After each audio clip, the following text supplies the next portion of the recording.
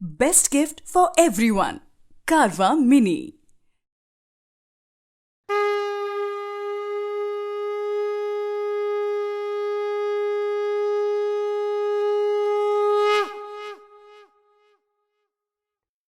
Hare Krishna, Krishna Krishna, Hare Hare, Hare Rama, Rama Rama, Hare Hare. Chapter 7, Knowledge of the Absolute. Shri Bhagavan Vacha मय्यासक्तमनः Partha योगं युञ्जन्मदाश्रयः असंशयं समग्रं मां यथा ज्ञास्यसि तच्छृणु. Now hear, O son of Pritha, Arjuna, how by practicing yoga in full consciousness of me, with mind attached to me, you can know me in full, free from doubt. We saw previously Lord Krishna gave a clue to Arjuna. What is that science that you have to understand in order to become freed from the clutches of birth and death, which is the primary goal of all the spiritualists? And that Lord Krishna told is the subject matter of God. He explained, Janma karma chame divyam evam yo veti tattvataha. My birth and my activities are transcendental. They are divine. They don't follow the laws of this nature. Evam yoveti tatvataha, but a person who is able to understand the science of my birth and my activities. Tyaktva deham punarjanma naeti mameti swarjuna. After leaving this body, he does not take any more such miserable material bodies, but he comes back to me and he lives his eternal spiritual life in a spiritual form. But the question is how to understand the birth and activities, this science of Krishna. So Lord Krishna explained various processes, different rungs of the yoga ladder, karma yoga, jnana yoga, dhyana yoga. But none of these processes enable a living entity to understand Krishna in perfection. That is why Lord Krishna is explaining here, now hear from me, me shrinu, the process by which you can understand me, asanshayam, without any doubt. Others may always be doubtful, they will not have clear idea. But if you follow this process, asanshayam, all the doubts about God's existence, His activities will be cleared. Samagra means in completion. So what is the process? These words are very important. Mai asakta mana partha. Mai asakta mana, mind attached to me. Mad ashraya, in full consciousness of me. Yogam yunjan.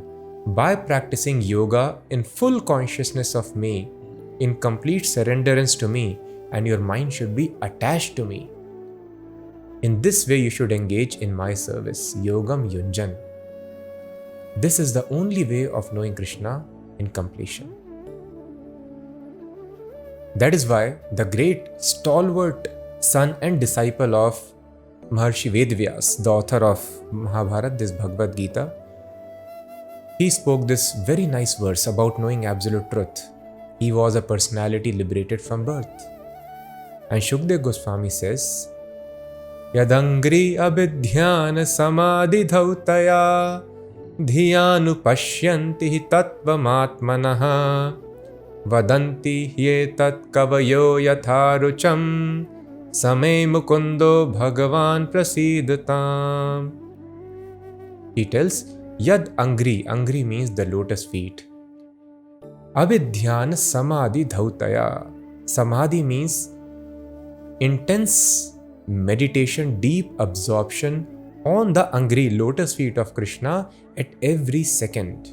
This is called Krishna consciousness. Yad angri abhidhyana samadhi dhautaya. So when a person is in trance, in samadhi, every second he is able to think of lotus feet of Krishna within the heart. Angri specifically it is mentioned. The meditation on the form of Krishna should not begin by directly looking at his lotus face, or hands, arms, belly, or any other limbs of the body. Our only problem is that we want to compete with God. Given a chance, we want to take the position of Lord. We want to become God of the world. So here, that is why we want to become master of all that we survey. We want to dominate over the other living entities, and this creates all the problems in this world. Every person is trying to lord over other person, and the solution is trying to become servant. That is what Chaitanya Mahaprabhu told. Gopi bhartuf pat kamalayor das das dasanu dasaha. I am the servant of the servant of the servant of maintainer of gopis. So becoming servant and not master is the solution to all the problems of life. Servant of servant of servant of Krishna. Anyway, we are servant. After all education, if you do not find job, then our education is useless. So we have to serve a person who can give us money for our maintenance. We have to, if we are businessmen, no, I am not serving anybody, no. We have to serve our customers. Everybody is engaged in some or the other service. If we become servant, not directly servant, one should be very humble. Servant of servant of servant of servant of God, then that is success of life. In that stage, a person can be very, very peaceful and understand the science of God. And now even in corporates, people are realizing that is why they have coined this word, servant leaders. The leaders should think, I am servant. So actually, whatever we may try, we may present and invent various models, but the right model of leading a happy way of life and eventually understanding God, going back to God, is having a servant attitude as it is mentioned in the Vedas. So that is why we should start meditating from the lotus feet of Krishna. And when a person is always thinking of the lotus feet of Krishna, and 24 hours one is able to continue such meditation, then one can gradually move up and focus on other limbs of Krishna. So those who are always able to have this meditation, vadanti hi etat kavayo yatha rucham. Kavaya means learned persons. They give so many opinions about absolute truth, but only a person who is absorbed in such trance, he only is able to understand janati tattvan bhagwan mahimno.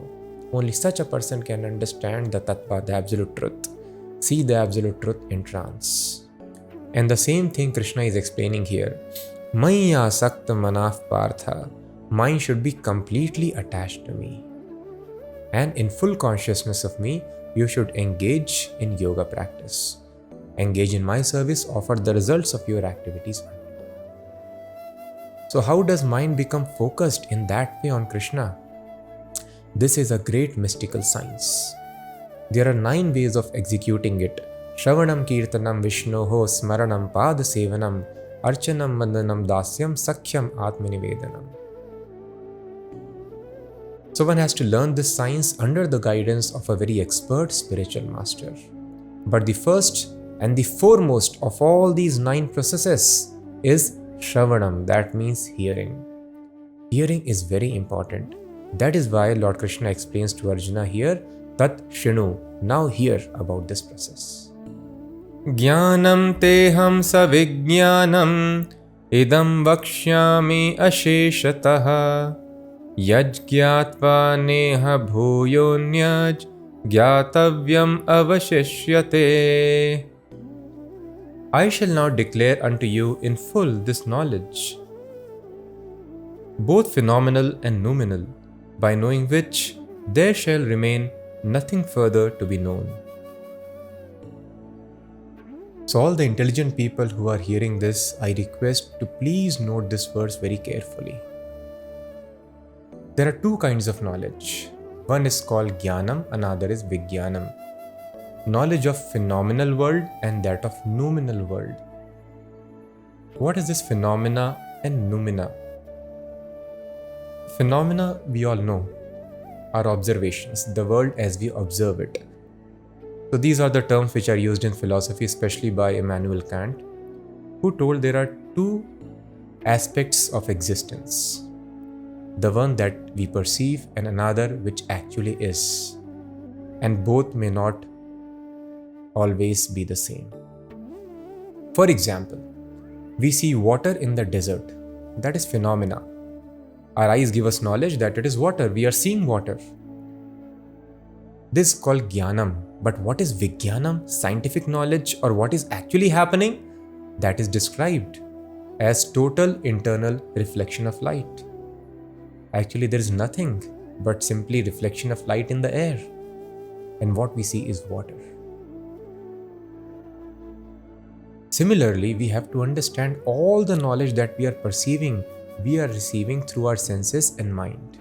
This point we have discussed, we are discussing again because it's very, very important to know this. So our senses are just like small window in our room. Through that window only we can perceive what is there outside our house. If somebody tells us, please describe your city, we can only tell, but we have to describe it sitting within our room. Then we can only tell what our window is showing. We can never tell about the actual and complete nature of the city. And from that window, if we see mirage, then whatever we are seeing, that is also illusion. In a similar fashion, are these senses, they are just like windows into the existence. For a blind person, forms or colors may not exist. For a person who has no touch sensation, he may never be able to experience anything, any touch, ever. For a person who is not having sensation to taste, for him taste does not exist. If all the senses stop working, a person is not able to see, not able to hear, not able to touch. Then for such a person, the world does not exist. But this is not fact. The world is existing with all its beauty and different touch sensations, different fragrances, different tastes, different colors, beauty, but the senses are not working. So just like a person within the room should not be overconfident of his opinions, what he is perceiving through the window. At best, that is limited view of the world, and at worst, everything is illusion. From his window only, mirage is being seen. So even that is false. So thus one can never know the nature of noumenal world, what is actually happening. What is science? Science means knowing things as it is. But current science also bases its research on the knowledge acquired from these windows, these senses. So we can always tell what we are perceiving. The real nature of the things we shall never know. So how to understand the real nature of the things?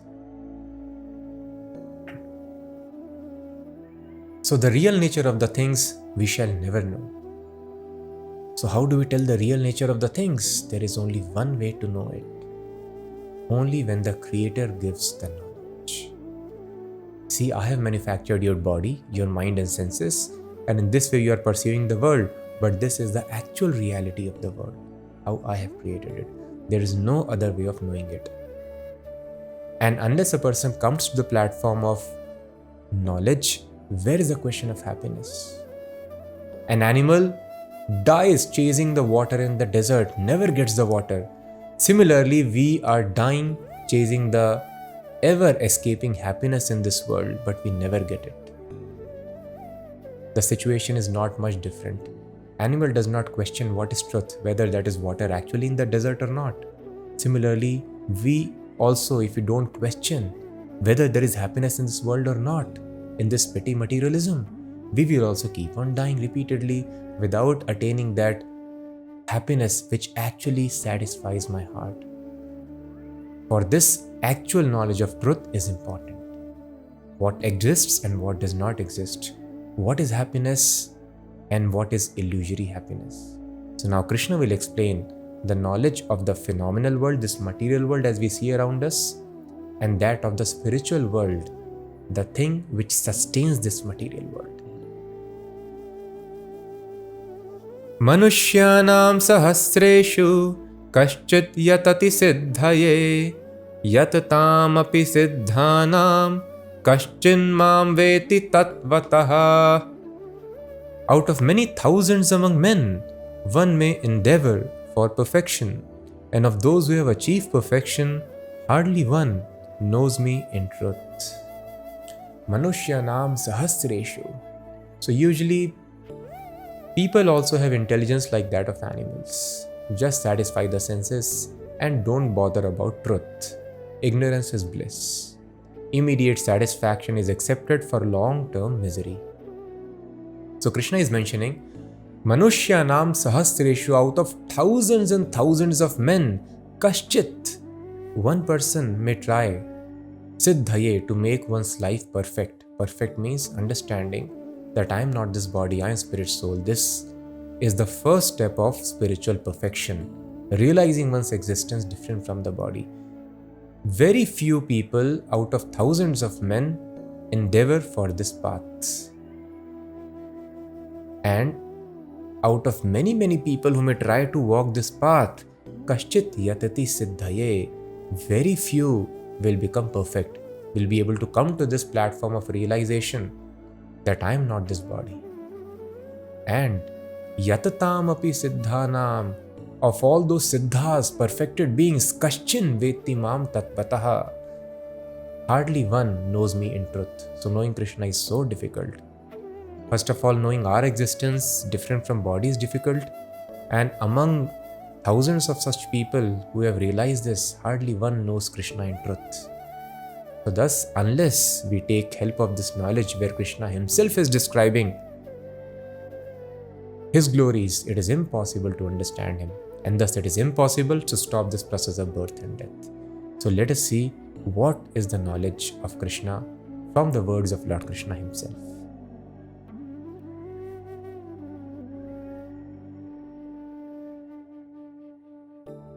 Bhumirapo nalo vayuh kham mano buddhirev cha ahankar iti yam me bhinna prakritirashtadha. Earth, water, fire, air, ether, mind, intelligence and false ego. Altogether, these 8 comprise my separated material energies. So this verse is subject matter of great scientific research. We analyze the world in terms of matter and energy. Now, of course, modern science is coming to conclusion that everything is but energy. So Vedic sciences always describe the whole world as simply made up of energies. And of course, the energetic who is controlling all these energies. So there are numerous energies of Krishna. Broadly, they can be classified as external and internal energy. What is this external? Just like cow is there. Cow gives milk and the milk is separated from cow. So milk is also energy of cow, is coming from cow, but now it is separate. That is called external to cow. But the same milk, when it is present in cow's body in the form of cow's blood, then that is internal energy of cow. In a similar fashion, everything, whatever is there in this world, there is nothing beyond Krishna and his energies. But there are energies which are directly connected to Krishna. They are called internal energies. And there is energy which is separated from Krishna. That is called external energy or bhinna prakriti. That is explained here. This external energy manifests itself into 8 forms. Which are these forms? Bhumi, Rapo, Nalo, Vayu, Kham, Mano, Buddhireva cha. Earth, air, water, fire, ether, mind, intelligence and false ego. The universe is made up of these 8 fundamental energies. And even the atom is made up of these 8 energies. We think, the water is there when hydrogen and oxygen combine together. Then a molecule is called water. But no. It is not that only when there is a molecule it is called water. Water is present within each and every atom. It is not that fire, when 2 gases combine together, oxidation process produces fire. Fire is present within every atom also. And fortunately, modern science has discovered this fire within the atom, and that is called nuclear energy. Similarly, science may advance one day to understand how there is even water within the atom, even earth within the atom, even air within the atom. The Vedas, Upanishads explain, as is the macro, so is the micro. Purnasya purnamidam purnat purnamudachyate Purnasya Purnamadaya Purnameva Vashishyate. Everything is complete unit and all the complete energies are present. So universe is also full of all the energies. So an atom is considered a sample universe. The same mechanism which drives the universe drives our body. Our bodies are also sample universe, and even an atom is also a sample universe. The same engineering is present. Just like we see a small mosquito also. Mosquito is also doing all the things which we are doing. Same metabolism. Mosquito is also eating. What to speak of mosquito? Small insects. Same thing. That also eats. That also defends itself. Even a cell also eats, has metabolism, grows, produces byproducts. It protects itself. Defense mechanism. Everything is same. As is the macro, so is the micro. So isn't it wonderful? The same mechanism of eating, metabolism, growth, defense is present in the small body. Who has put small nuclear plants within small bugs and small insects which are the size of a small dot? And even in microbes, who is that engineer who is so tiny, who has gone inside and designed these wonderful mechanisms? This is the wonderful creation of Krishna. So these 8 energies comprise of our universe, external energies. So this body that we have, this is composed of 5 which we are seeing, perceiving: earth, air, water, fire and sky. When death happens, then this gross body is left behind. But the soul is carried in the subtle body to the next gross body. We have got 2 bodies here. Just like we can have a waistcoat and then a coat, or a shirt and overshirt, we have the coat. Similarly, we have got 2 dresses, one is subtle, another is gross. The gross dress is changed at the time of death, but the subtle dress, it carries one from one gross body to another gross body. That is why many times people, especially children, are able to remember their past lives. If you do some research, there are enough case studies now. So why a person is able to remember the past life? Because the body is changed. It means the memory is not stored somewhere in the brain. The brain is just a via media, but it is stored in the mind. And the mind carries us to next body. Mind, intelligence, false ego. It carries a person to the next body. And only when a person is liberated, then a person drops the subtle body also. And the soul goes on to the spiritual world. But as long as soul is in the material world, mind, intelligence and false ego always carries, it is always accompanying the soul in different unlimited gross bodies.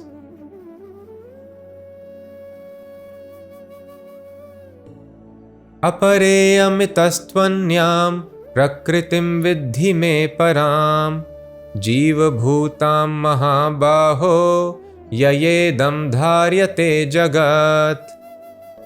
Besides this inferior nature, O mighty armed Arjuna, there is a superior energy of mind, which are all living entities who are struggling with material nature and are sustaining the universe. Here Lord Krishna clearly describes the living entity being completely different energy from matter, material energies.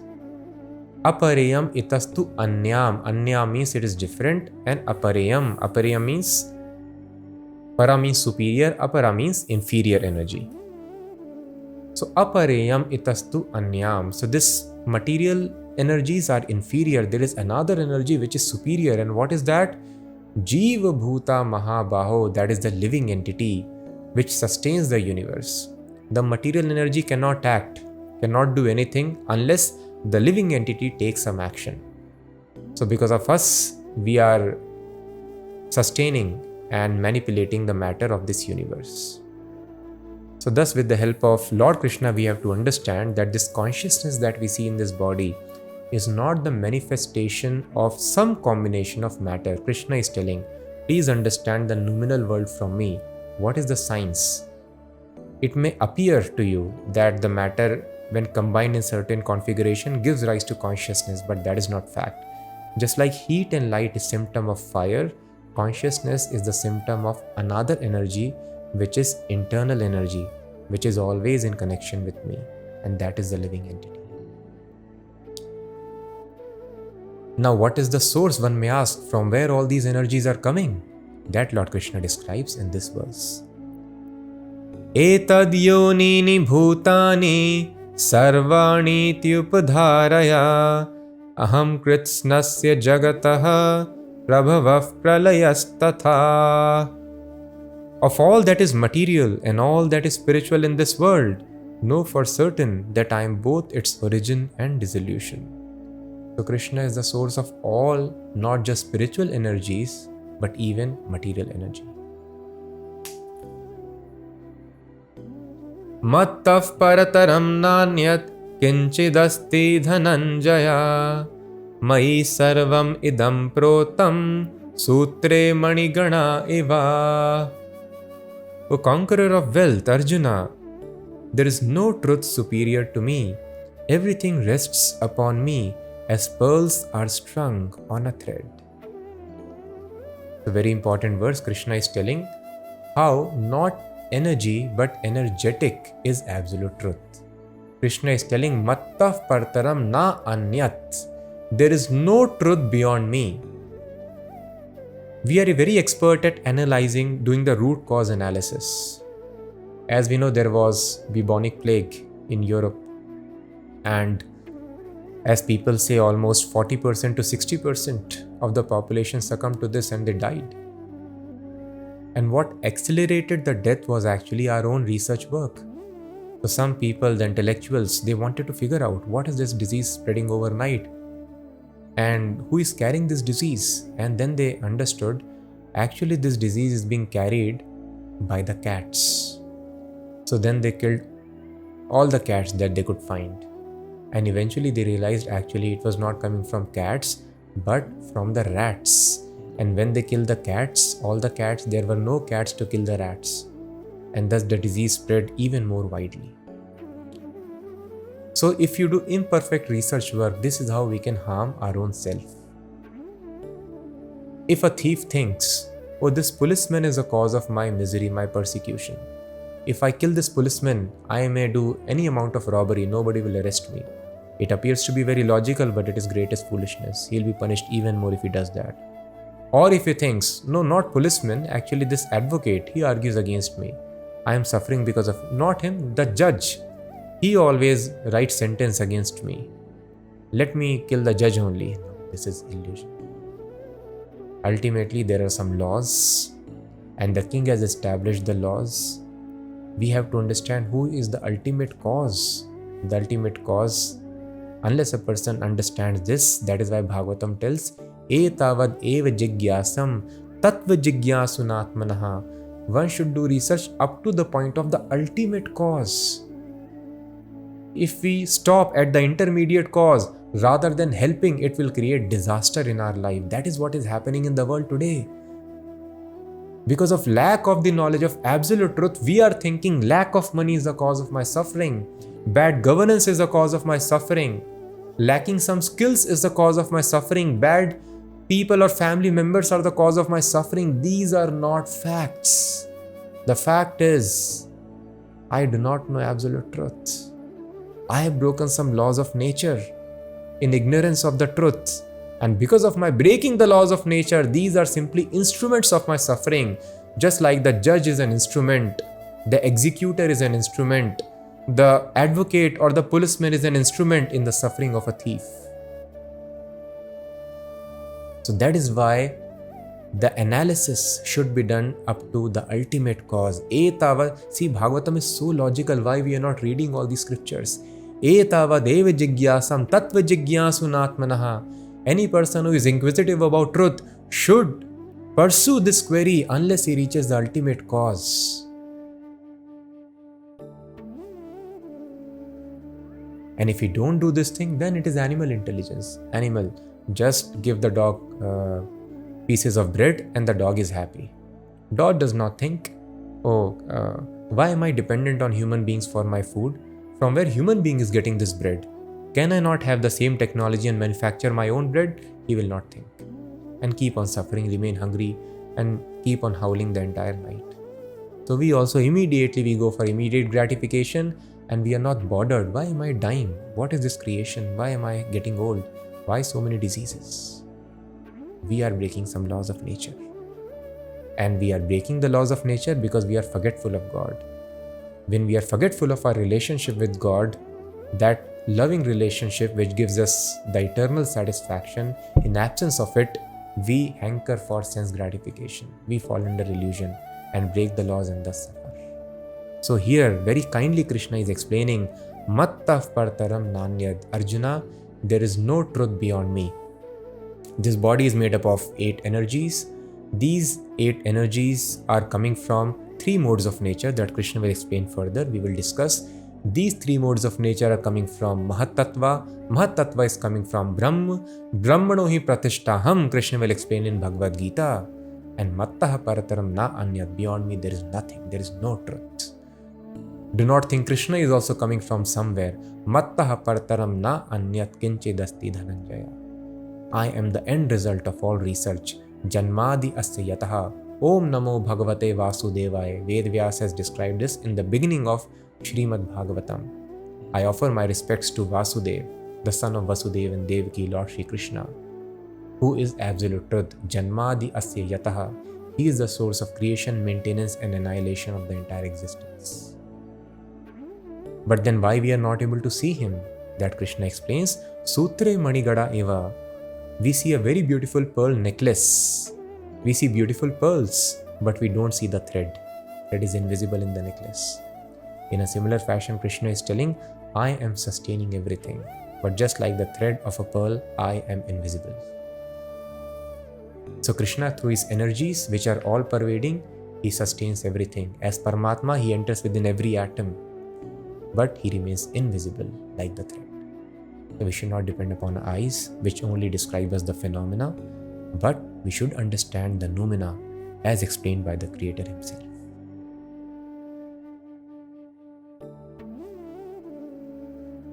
Rasoham apsu kaunteya prabhasmi shashi suryayo pranavas sarva vedeshu shabd khe paurusham rishu.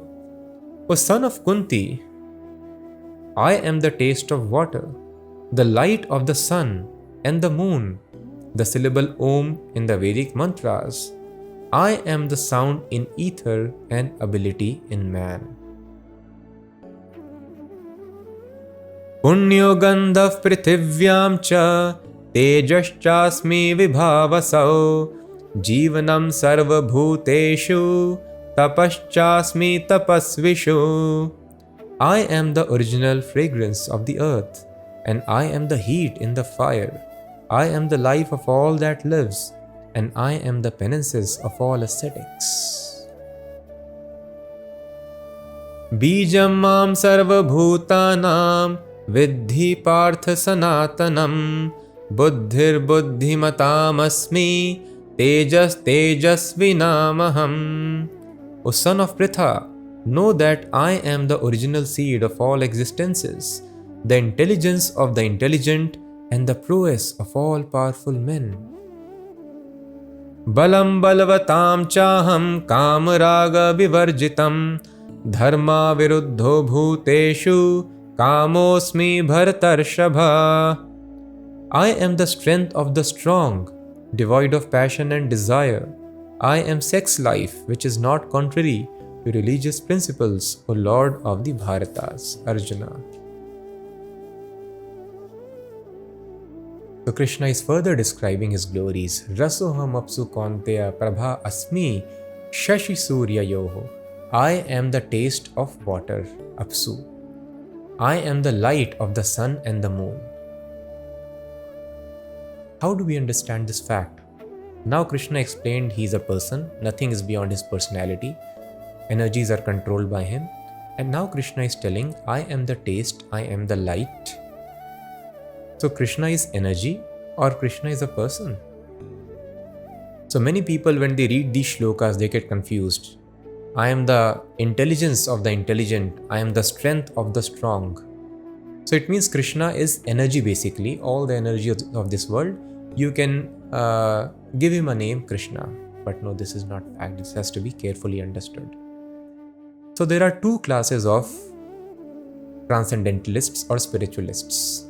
Impersonalists and personalists. Impersonalists tell that the absolute truth is energy.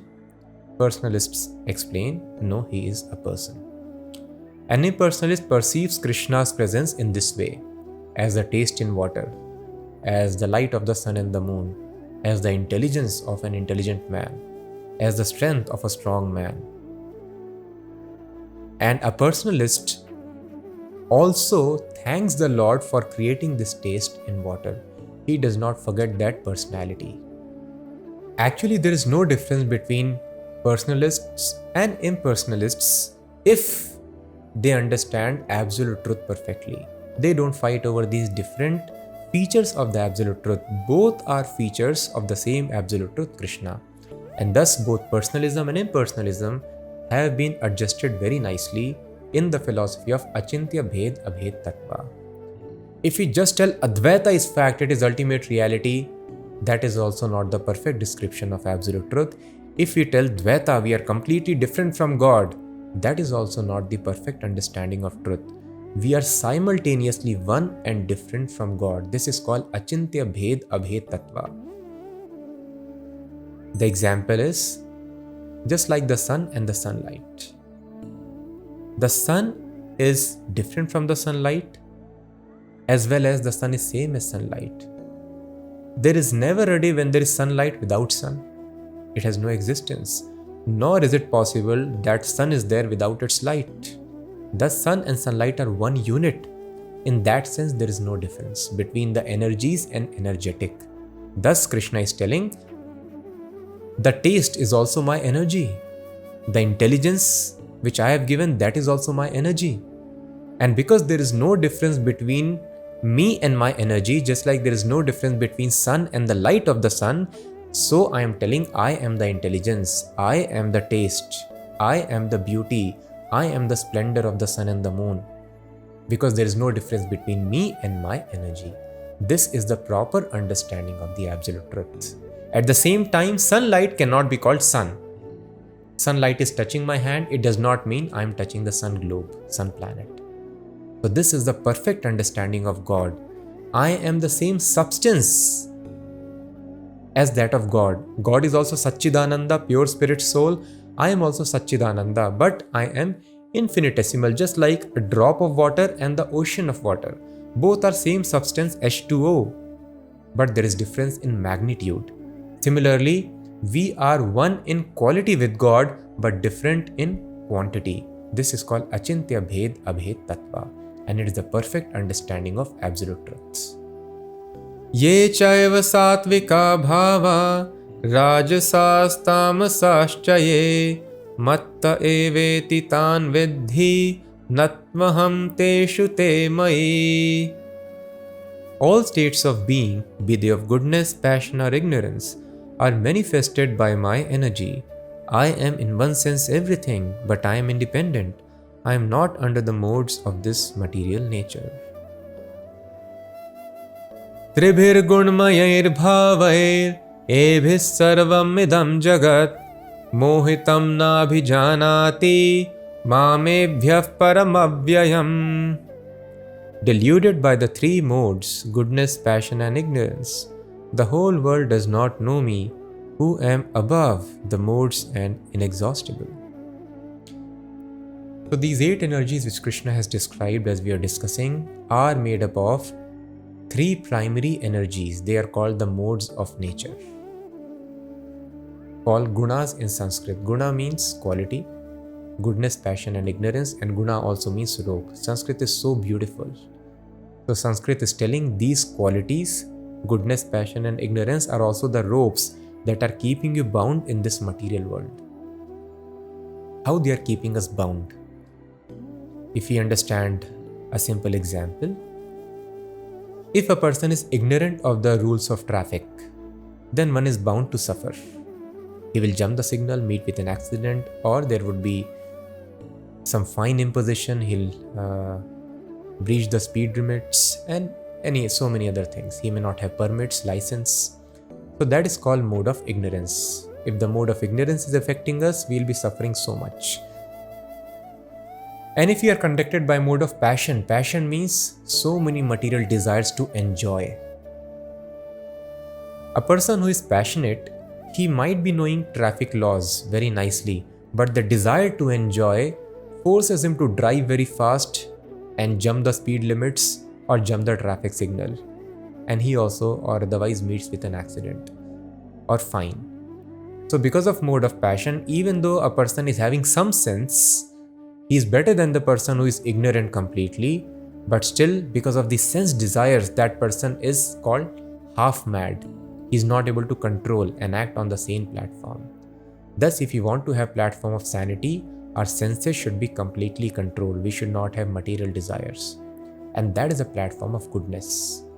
So when a person is having goodness, he is not having lust and greed, very peaceful, he knows the laws, he will drive very nicely, peacefully in the traffic. He will not meet with an accident, no imposition of any fine. But the important point to know is, why is there this car with me and where do I have to go? What is my ultimate destination? If the person in goodness also keeps on driving very happily, does not reach destination, that is failure of entire driving effort and the process. So the most important reason for which we have an automobile is to reach our destination and fulfill our purpose. But if a person is simply in goodness, it means he has knowledge, but he is very happily driving. Now because he is happy, he thinks, I know everything, I need not know anything, I need not inquire about the goal. Such is the situation of the Brahmanas. Brahmanas are very peaceful because their senses are controlled. And they think, now because I am peaceful, I have all knowledge. There is nothing beyond Brahma, nothing beyond this impersonal energy. They don't understand what is the goal of this life. And what to speak of people who are driven by passion, so many material desires, they keep on suffering because of uncontrolled mind and senses. And what to speak of people who are like animals or animals who are completely in ignorance, who do not know anything about this world.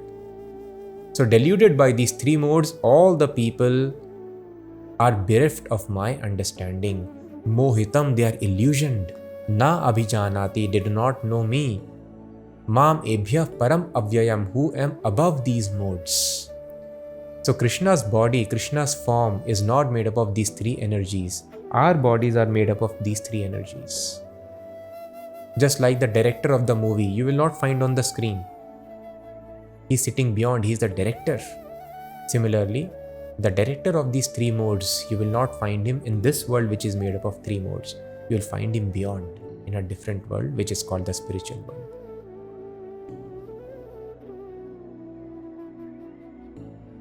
Devi hyesha gunamayi mam maya duratyaya mam eva ye prapadyante maya me tam tarantite. This divine energy of mind, consisting of the three modes of material nature, is difficult to overcome, but those who have surrendered unto me can easily cross beyond it. So the material energy is imposing punishments upon us, and material energy is simply an instrument. We in ignorance or passion break the laws of nature, so the reaction comes to us in the form of material suffering. Now, without abiding by the laws of the government or the laws of Krishna, the Supreme Personality, we don't want to read the scriptures, don't want to understand what is right and what is wrong. Simply by our research work, we want to control matter. Krishna is telling it will be utter failure, and that is what is happening with us. We are working very, very hard to become happy, but only distress is increasing. This proves this statement, Mam Maya Duratyaya. My material energy is very difficult to overcome. So material energy is working under direction of Krishna. So just like a thief, if he wants to arm twist the policeman, he will not be successful. Police is a mighty force. You may defeat one policeman, 10 more or 100 will come, army will come to arrest you. That is the arrangement of king. Similarly, arrangement of Krishna is very perfect. If we break laws of nature simply by doing some arm twisting of the material nature, oh, this sun is very hot, I will have air conditioners, different problem will come, global warming will happen, the entire planet will be burnt up. So we will not be able to avoid miseries in our life. To avoid miseries, Krishna tells the solution is Mam evye prapadyante. If you surrender unto me, Maya metam tarantite, you cross over this material energy. Maya also means illusion. you will cross over this illusion. Only when you surrender unto me, then you can cross over this illusion and see the truth. Then you can become perfectly happy. You will not be disturbed by material energy anymore.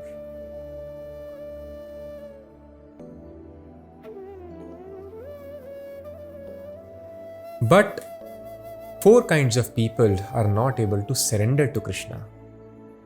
Which are these 4 kinds? Whether we fall in one of these categories, let us explore. Namam dushkritino mudha prapadyante naradhama mayaya paritagnyana asuram bhavamashritah.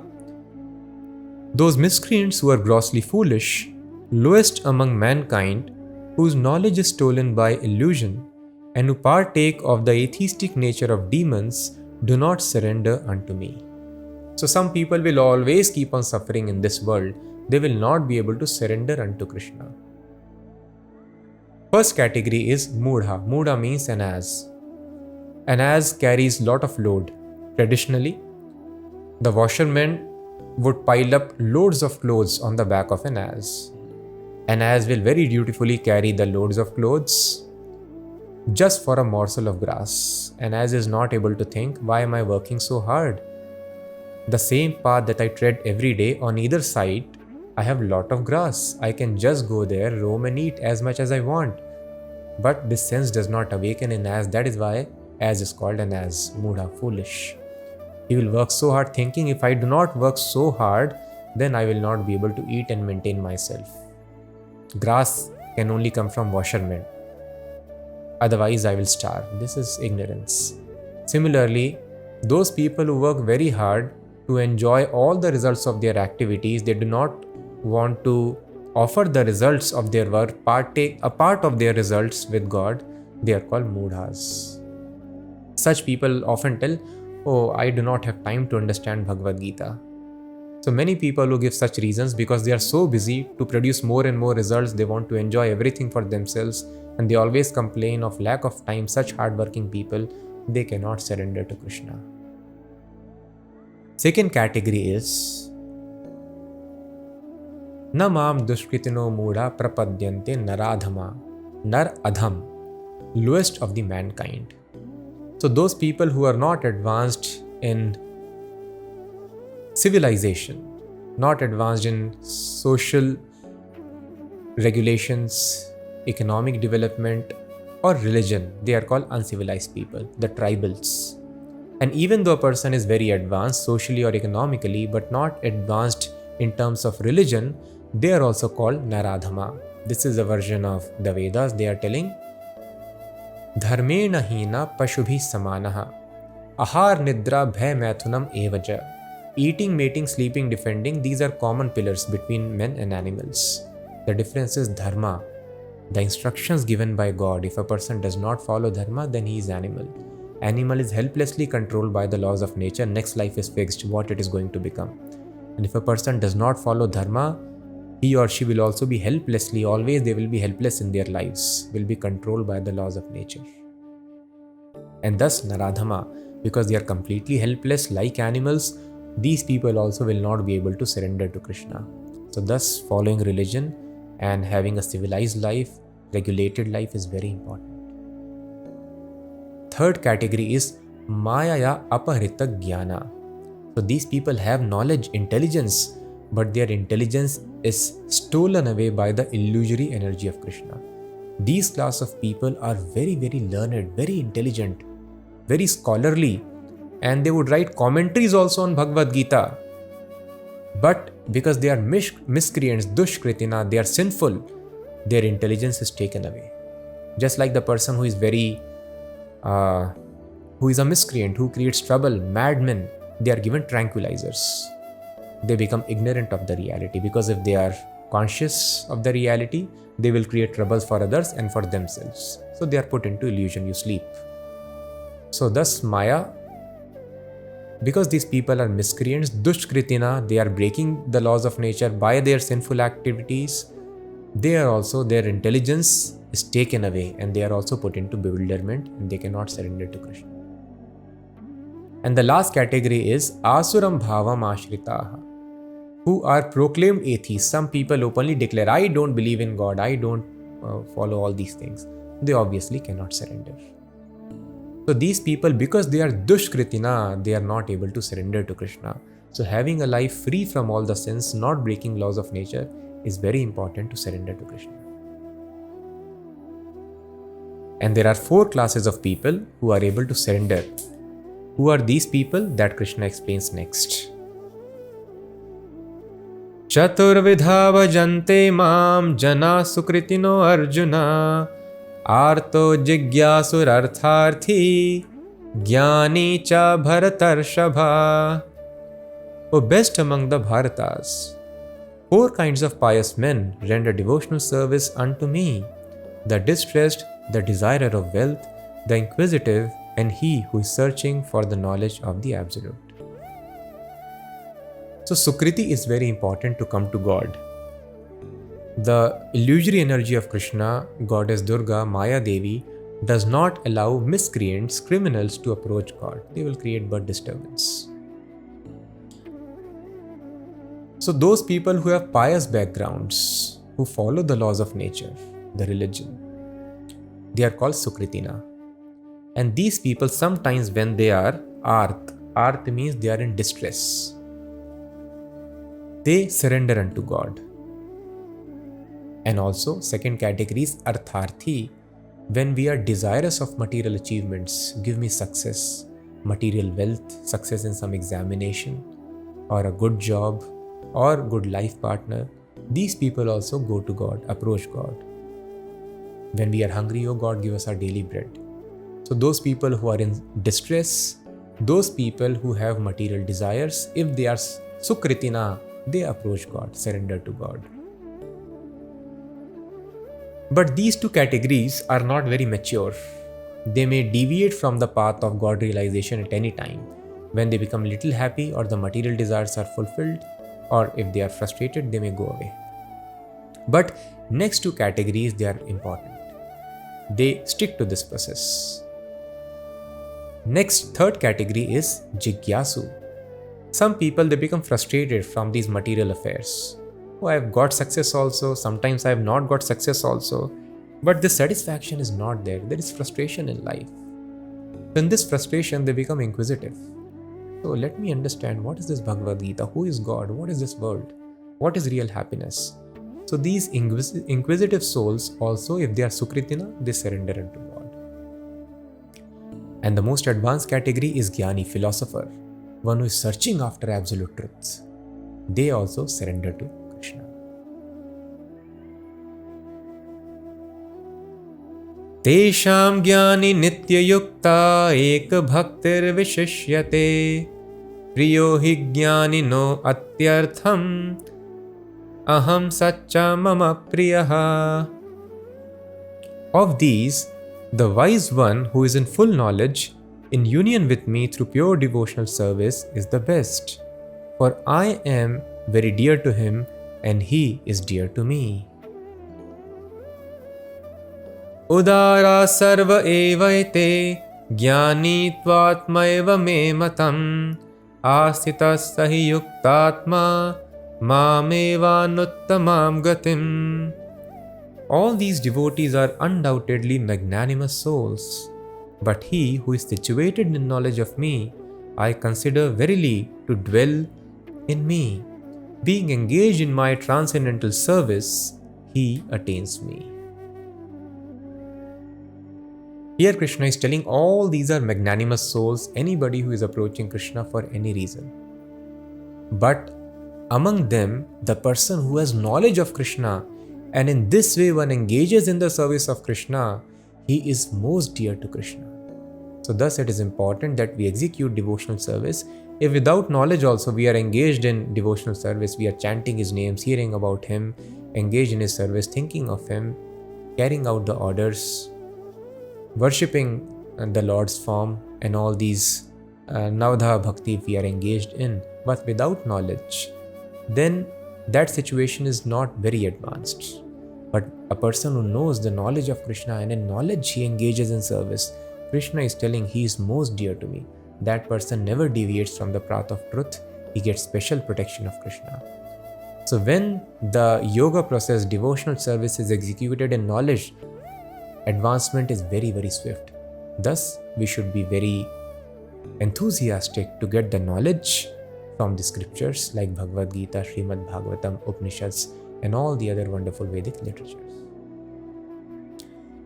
Bahunam janmanamante jnanavan mam prapadyate vasudevas sarvam iti samahatma sudurlabha.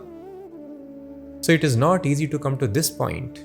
Now Krishna is not telling here, a jnani is very dear to me. No, not a jnani. A jnani does not know about Krishna. Here Krishna explains, Bahunam janmanamante jnanavan mam prapadyante.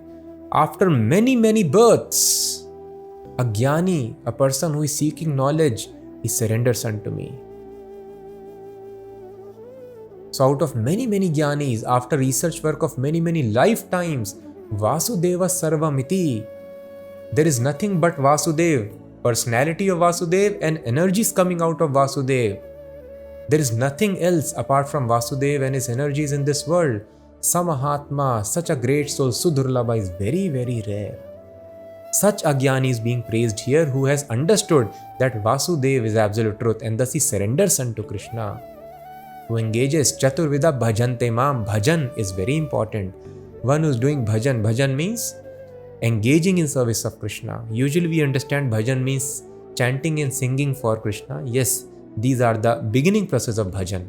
But bhajan means any kind of activity in which senses are engaged in the service of Krishna. So engaging in service of Krishna is important. Bhajante Mam. But a person who does bhajan in knowledge, he is most dear to Krishna. But such a platform is to be attained after many, many births of research work. Bahunam janmanamante. But if one is fortunate, he can directly receive this knowledge from Krishna and thus shorten this research work of many, many births. Either you research and find out the answers or you understand from the Creator himself. The second process is very quick and perfect. And this process is being recommended here in the Bhagavad Gita. May Shri Krishna is telling to Arjuna, please hear from me.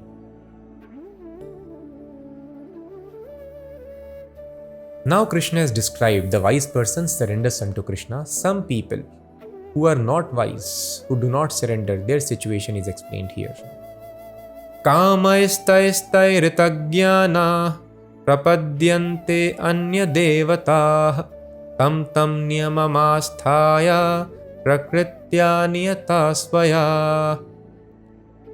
Those whose minds are distorted by material desires surrender unto demigods and follow the particular rules and regulations of worship according to their own natures.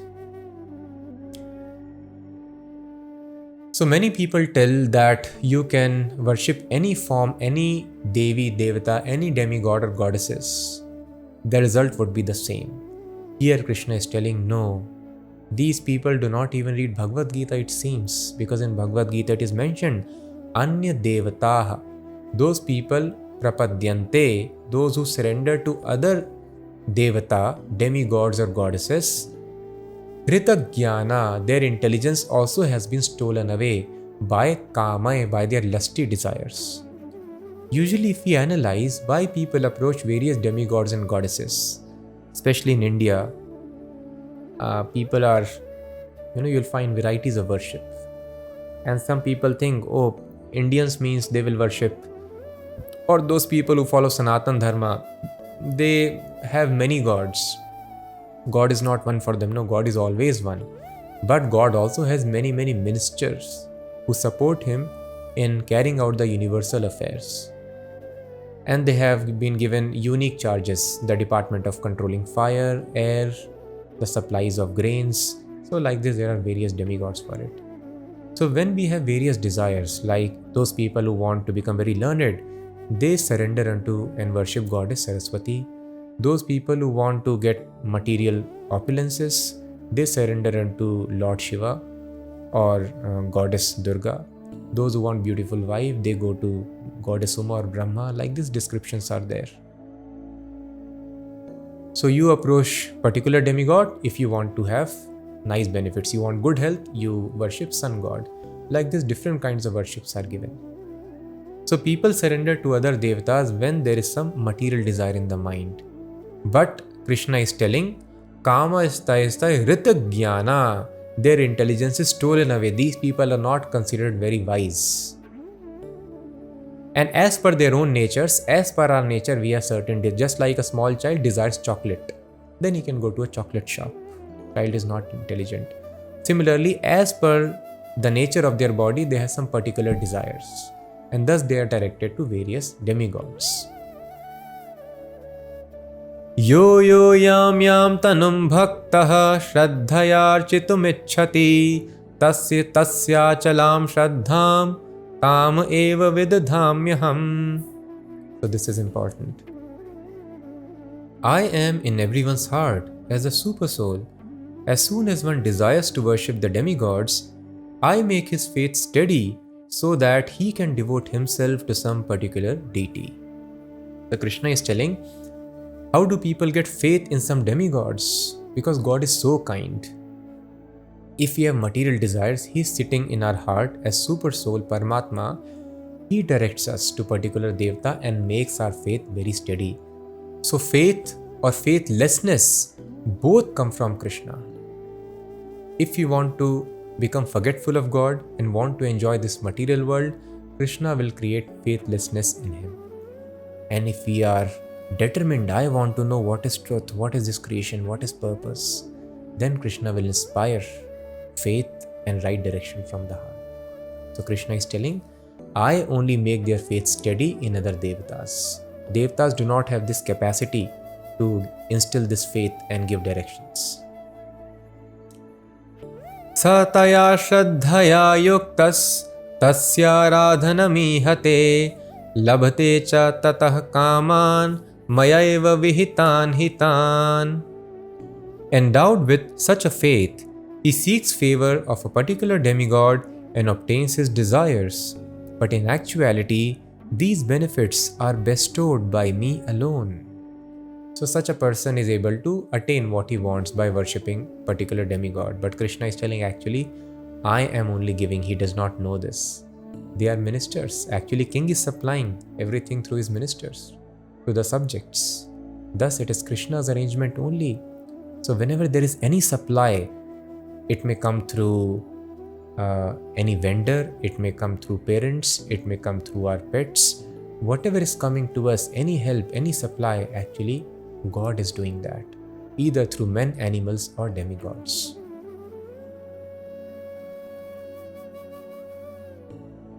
Antavattu phalam tesham tadbhavati alpamedhasam devan deva yajo yanti madbhakta yanti mamapi. Men of small intelligence worship the demigods, and their fruits are limited and temporary. Those who worship the demigods go to the planets of the demigods, but my devotees ultimately reach my supreme planet. So thus people are not reading Bhagavad Gita. They tell you worship any Devi and Devata, you will attain the same result. Any form you worship. This is not fact. Krishna is telling, no, the result is different. Devan Devya jo yanti. Because ultimately, such commentators have no faith either in Krishna or on the demigods. No, the demigods do exist. There are various planets and there are various people who are in charge, controllers of the planet, and they are called demigods. And they are existing. The descriptions are given in the Vedas. So those people who have no such proper faith, they tell all these forms are imaginary. As per your desire, you can imagine any form. But Krishna is telling different results are attained. Devan Devyajo Yanti. Those people who worship Devtas, they go to Devtas, to their planet. And those people who worship me, they come to my planet. And again Krishna is telling, those people who worship other Devtas, please read the word of the first line, last word, Alpa Medhasam. Medhasa means intelligence, brain substance. Alpa means less. They are less intelligent. Why? Because Antavattu phalam tesham, the result is subject to be destroyed. Antavat, it is temporary. So we are eternal. Why we should work very hard for something temporary? There are two options for you. You can get permanent money or you can get temporary money. Now it is only foolishness to aspire for temporary money. You become very rich by worshipping some devta, you become learned by worshipping Saraswati, and then you forget all your wisdom, leave all your money and you move on. Now it does not make any sense to a person who knows that he is eternal. So if we are eternal, we should seek only eternal returns. So Krishna tells they are foolish. These demigods are also temporary. You can also become that demigod whom you are worshipping. These are posts. Just like any person can become prime minister, finance minister, defense minister, home minister by proper qualifications. So you yourself can become these demigods. But even that is not desirable because all these are temporary positions. Because we are eternal, we should work so that we come to our eternal platform. What is the use if we attain everything and lose everything? This is not intelligence. So any person who has read even the translations of Bhagavad Gita, he will not have this understanding, worship any form, any demigod and goddess, you will attain the same result. No. Worshippers of other demigods and goddesses are considered less intelligent. Avyaktam vyaktimapannam manyate mama buddhayaha param bhavam ajananto mama vyayamanuttamam. Unintelligent men who know me not think that I have assumed this form and personality. Due to their small knowledge, they do not know my higher nature, which is changeless and supreme. Again, very important understanding. So Krishna has described the worshippers of demigods as less intelligent, and impersonalists also are described as less intelligent here. Abuddhaya. Buddhaya means intelligent. That is how the word Buddha has come. Abuddhaya means less intelligent or who is not intelligent. So people who are telling avyaktam, unmanifest, vyaktimapannam has taken a form of a vyakti. Abuddhaya, he is less intelligent. So all those people who are telling that impersonal energy has taken the form of Krishna, and this energy takes various forms, you can worship any form, they are less intelligent. Krishna is telling param bhavam, bhavam means nature, ajananto, they do not know my supreme nature, superior nature. The nature of my body and your body is completely different. The word used here is mama avyayam. Avyayam means my body is imperishable. My body is not destroyed by the influence of time. It is completely spiritual in nature. So those people who do not know the nature of Krishna's body, they think Krishna also has accepted a material body. We should not surrender to Krishna but to the impersonal within Krishna.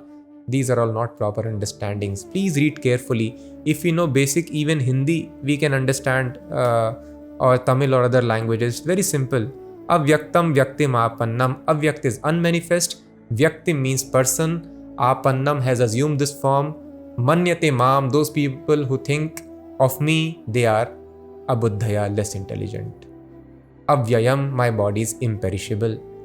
There is no vyaya. It does not perish. So very simple understanding. Very simple understanding. I will repeat. So very simple understanding it is. So we should read these instructions very carefully, scrutinizingly, and thus everything will be clear in spiritual life.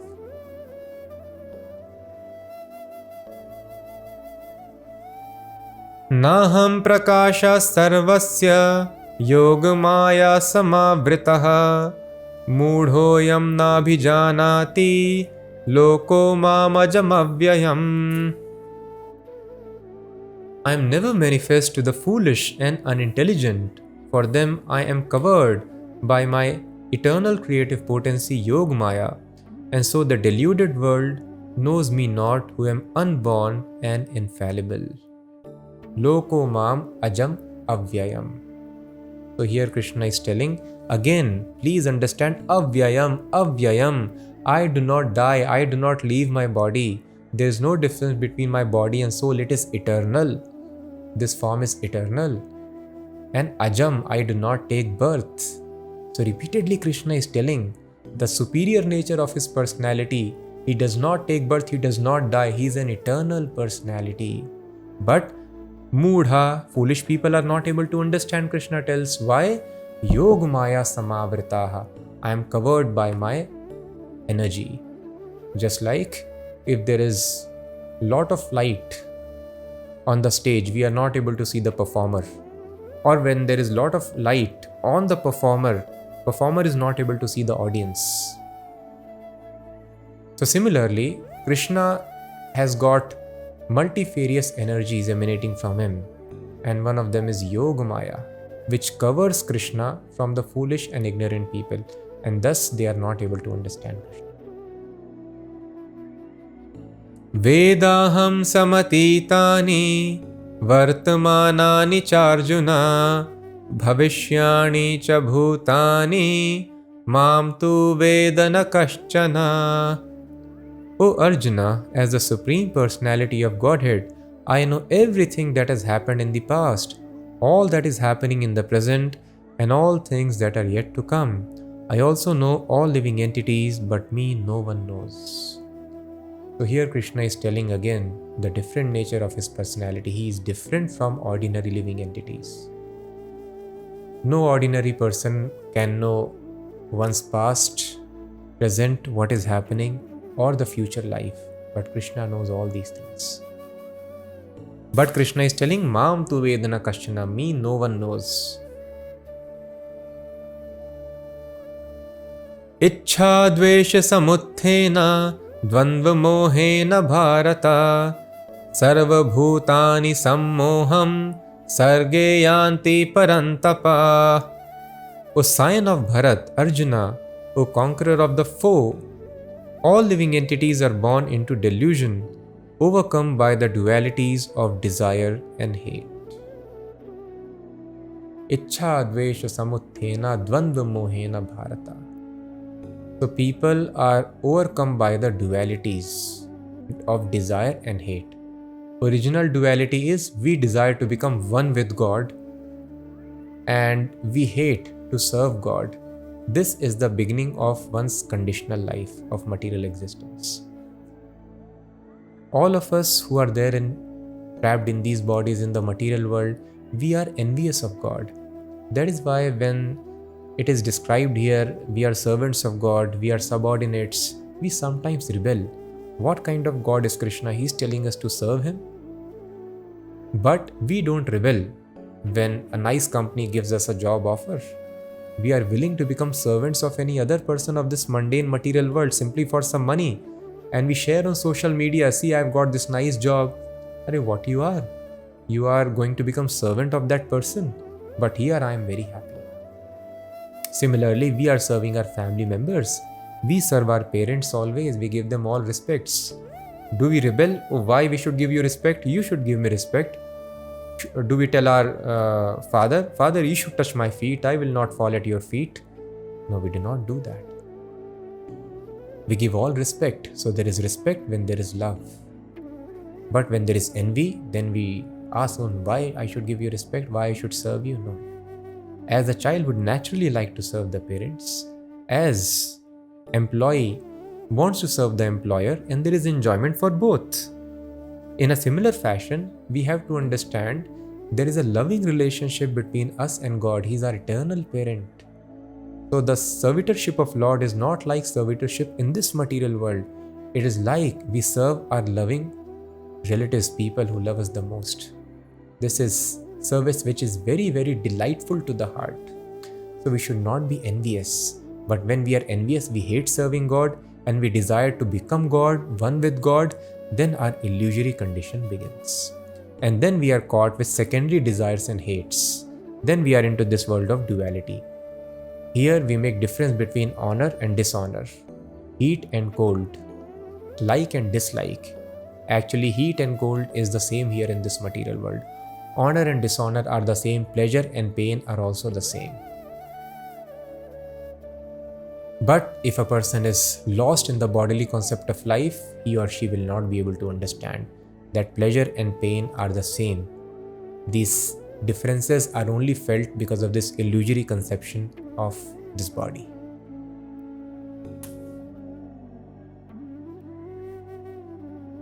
Yesham tu antagatam papam jananam punya karmanam te dvandva moha nirmukta bhajante mama dridvrataha.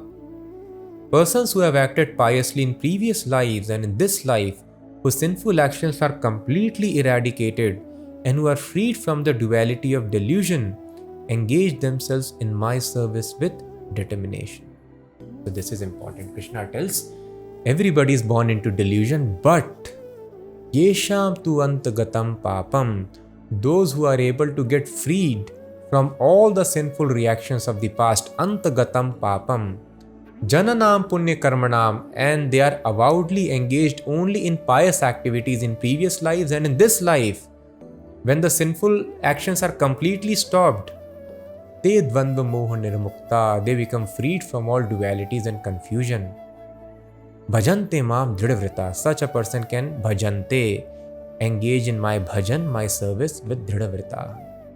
So any person who is not doing bhajan of Krishna, they may be jnanis, philosophers or yogis, we have to understand they are not yet freed from the sinful reactions of the previous lives. Otherwise, with dridhavrita, with great determination, they will be doing bhajan as it is mentioned here. So a person who is doing bhajan, he is considered the most pure, more purer than an Ashtanga yogi, more purer than a Gyan yogi, more purer than a Karmi. But important word used here is Dvandva Moha Nirmukta. The confusions, the dualities will be nullified only when we are freed from the sinful actions. So we should be very eager to understand Karmano hi api bodhavyam cha vikarmanaha. What is sinful and what is pious? What is right and what is wrong? And even though we know what is wrong, first of all, we do not know. The Shastras are explaining, at least don't commit these 4 kinds of sinful activities which are the pillars of all other sins. Which are these? Striya Suna Dyuti Pana Yatra Papas Chaturvidha. The Vedas describe these are the 4 great papas, adharmas, sinful activities. Killing other living entities or meat eating, that is called Suna. This is the biggest sin. A person who is giving so much harm to other living entities cannot understand God, will suffer life after life. Dyuti, gambling. Pana, intoxication. And illicit sex. These are the pillars of sinful life. Unfortunately, we have made them pillars of our enjoyment. But we see, where is enjoyment? In the long term, there is only suffering. If we are following these 4 principles very nicely, no meat eating, no animal killing, no intoxication, no gambling, no illicit sex, automatically we'll become happy in our lives. And in that happy, jolly mood, we execute the principles mentioned in this book, then we will realize God without any failure. And then there will be no dualities in life. Heat and cold, pain and pleasure will be undisturbed by all of them. So this is very advanced stage, but it is shown by great many spiritualists like Prahlad Maharaj. Prahlad Maharaj was given poison, but poison did not affect him. And he was kept in middle of so many snakes. He was thrown from the mountain cliff. He was made to sit among the hailstorms. Nothing affected him. Heat and cold is all the same. This very advanced stage. The changes of matter is not affecting at all. But this Bhakti Yoga process is so wonderful that even a neophyte, a beginner can experience such a platform. So usually we think pleasure is good and pain is not good, but actually both are same. If a person is not having knowledge of Krishna, then pain is bad. If a person gets pain and the person is dushkritina, he'll become atheist. God is giving me pain, God is bad man. So he'll become atheist. Either he will tell there is no God, or he'll become more envious of God. Thus pain is bad for a person who is having no knowledge of God, who is dushkritina, sinful.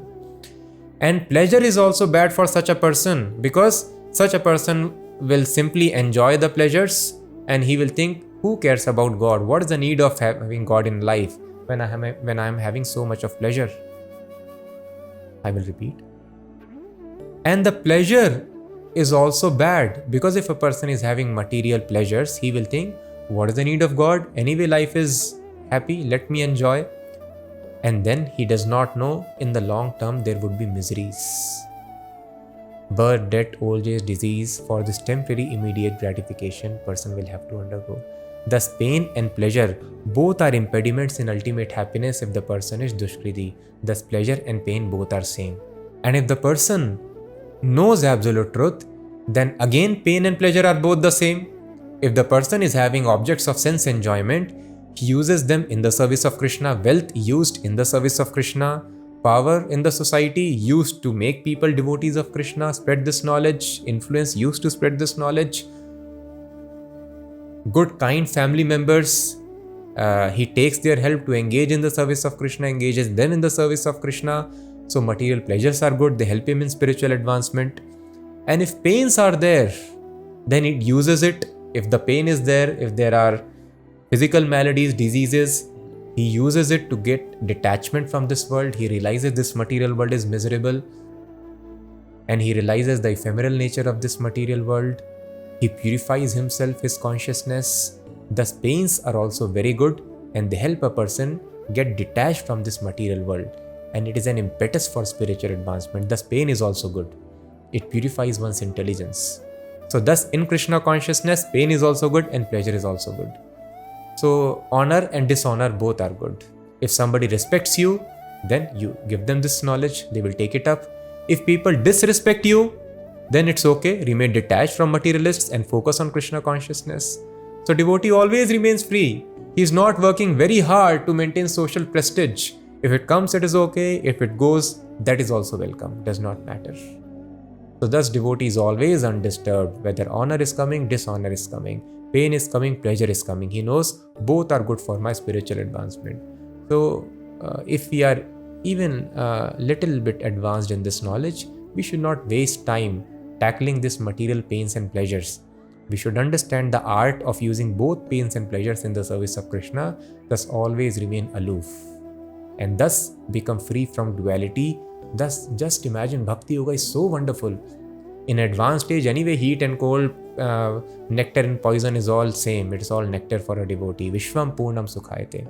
Whole world is full of happiness. But even in the beginning, devotee is unaffected by these dualities. So this very extraordinary consciousness is offered to a Bhakti Yogi. Jara Marana Mokshaya Mam Ashritya Yatanti Te Te Brahma Tadvidu Kritsnam Adhyatmam Karma Chakhilam. Intelligent persons who are endeavoring for liberation from old age and death take refuge in me in devotional service. They are actually Brahma because they entirely know everything about transcendental and fruitive activities.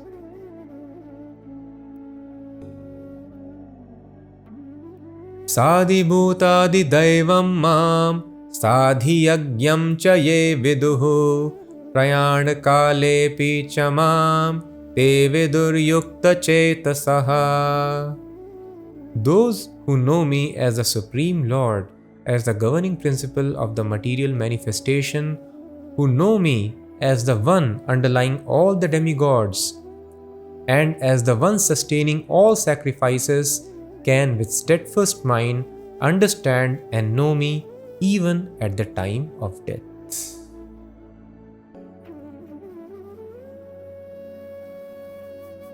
So everyone has intelligence.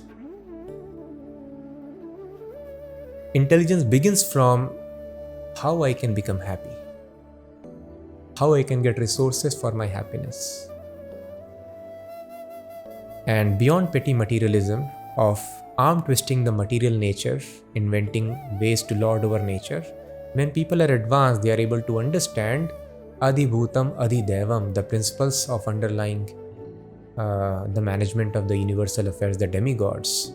And thus they understand, oh, actually by worshipping demigods, I can be actually opulent in material resources. And they start worshipping demigods. That is better intelligence.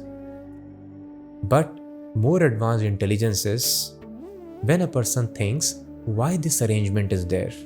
That if I desire something, one demigod has been given charge of fulfilling my desires. Why somebody has planned to fulfill my desires? Why do I have these desires in the first place? Who has created these desires within me? And who has created this arrangement of fulfillment of the desires? Who is the ultimate designer? And what is the purpose behind this design? When a person reaches this level of inquiry, that is perfection of human intelligence. And then it is told here, when a person understands Adi Bhutam Adi Devam Mam, that I am the underlying principle of all material manifestation, the entire material, I will repeat, the entire material arrangement that we see around us, there is man and there is woman, they both complement each other, and thus by reproduction, the world population, automatically it is sustained, the ecosystem is sustained, we need oxygen, then the plants are giving us oxygen, and plants need carbon dioxide, we are giving carbon dioxide to them. Nice symbiotic arrangement is there. The child is nourished very nicely in the womb of the mother, and such wonderful arrangement. Who has done Adi Bhutam? I am the person who is doing this. Wonderful laws of gravitation, thermodynamics, and quantum mechanics. Who is the person behind all of these arrangements and laws? When a person understands Krishna is behind all these wonderful material arrangements and laws, when he understands he is the sustainer of all these demigods, when a person knows that Krishna is the ultimate object of all sacrifices, I do yajna and my necessities are fulfilled. Krishna is sustaining this wonderful cycle of yajna. Krishna is the sustaining principle of everything in this existence. Then such a person surrenders to Krishna, and he can know Krishna even at the time of death, and thus he attains Krishna in the next life without fail. So this is the beginning of this most profound process of Bhakti Yoga. And the conclusion of this chapter is concentration of the mind upon Krishna. Maya Saktamana Partha. This is the way to understand Krishna. Now, how this path can be traversed and more details and science about this process, Krishna will explain in the coming chapters. So now the most important segment of Bhagavad Gita has begun, so please do not miss hearing the forthcoming chapters. Thank you so much for staying so long with us, hearing 7 chapters. Very soon we'll be discussing chapter number 8. Hope to see you always chanting Hare Krishna Mahamantra. That is the way of keeping away all the sinful tendencies and always maintaining spiritual consciousness. So please always chant Hare Krishna and be happy. See you soon again. Hare Krishna.